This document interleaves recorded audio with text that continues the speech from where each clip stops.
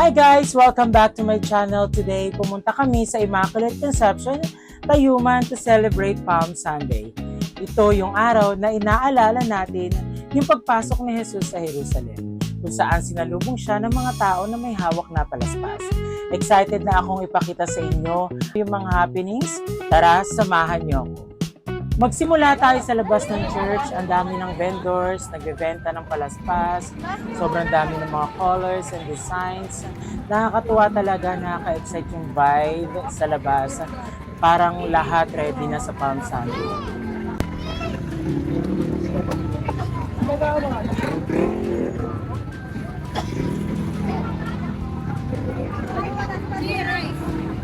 Extra rice. Ano? Isa lang. Sa inyo Ay, asa na si Chief?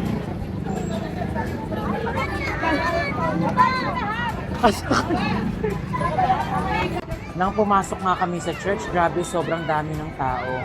Di kami agad makapasok. Kaya pinakita rin namin yung mga happenings sa labas. Nakaka-amaze kung gaano karami ang tao sa ganitong espesyal na araw.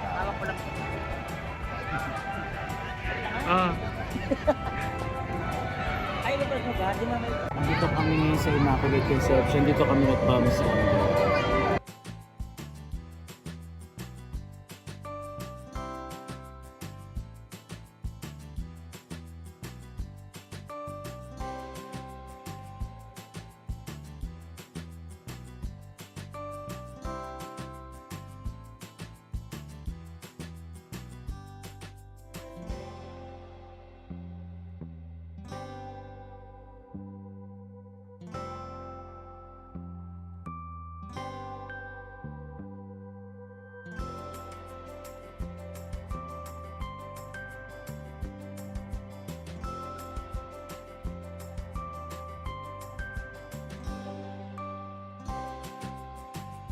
Ng Diyos, Ama, at Anak, at Espiritu Santo.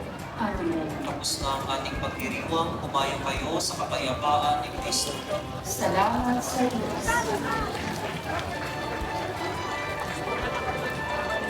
After ng misa, pumasok kami para magpa-blessing ng palaspas. Kahit sobrang dami ng tao, pinilit namin makapasok. Si paano, video?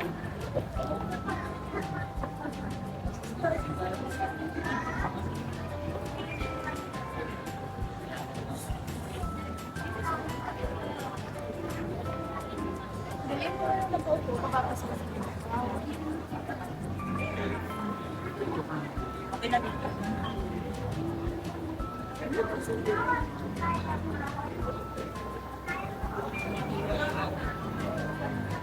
Pasok kayo.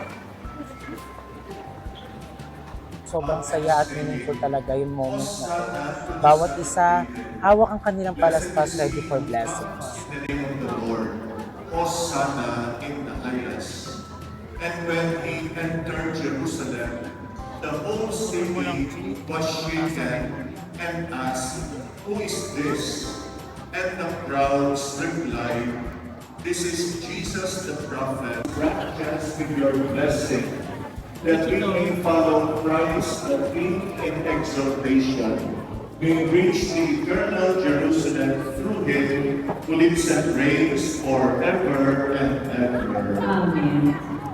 The Lord be with you. And with your spirit. A reading from the Holy Gospel according to Matthew. Glory to you, O Lord. When Jesus and the disciples drew near Jerusalem and came to Bethphage on the Mount of Olives, Jesus sent two disciples, saying to them, "Go into the village opposite you, and immediately you will find an ass tethered and a colt with her. Untie them and bring them here to me. And if any..."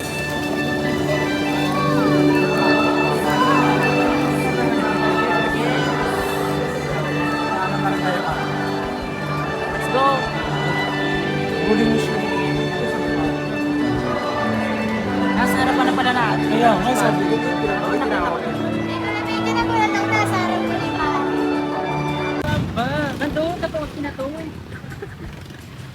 At ayan nga, at natapos na ang vlog na ito.